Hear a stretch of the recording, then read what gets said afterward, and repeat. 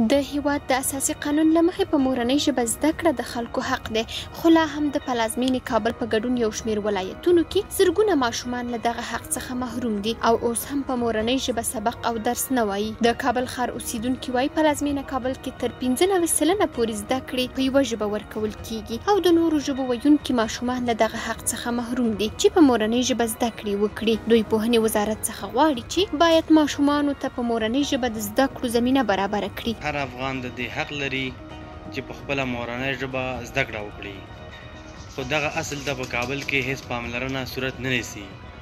په پلازمینه کابل کې 95% زده کړه په یوې ژبې ترسره کیږي چې د نورو ژبو ماشومان د دې حق څخه محروم دي.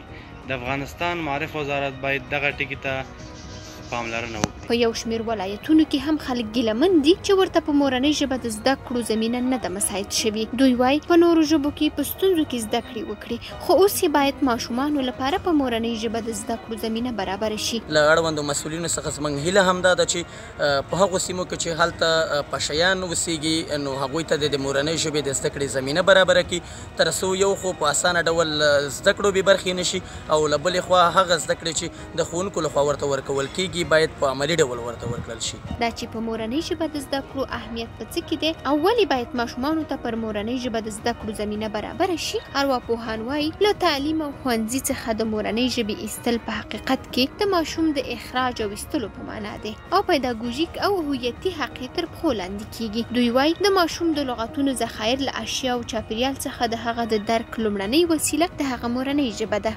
دوی همداراز وایي د تدریسي کتابونو نشتون په مورنۍ ژبه د تدریس د وړتیا خاوند د حاکمو ښوونکو او چاپیریال نشتون او لا هم د حکومتي مسؤلو مراجعو لازمه نه پاملرنه هغه ستونزې دي چې هیواد کې له ماشومانو دا حق اخیستی دی. همدارنګه د دې له طریقه خپل احساسات، هیجانات او عاطف څرګندوي. مورنۍ ژبه ماشومانو ته یو ډول ژبنی هویت وربخلی شي په ټوله کې.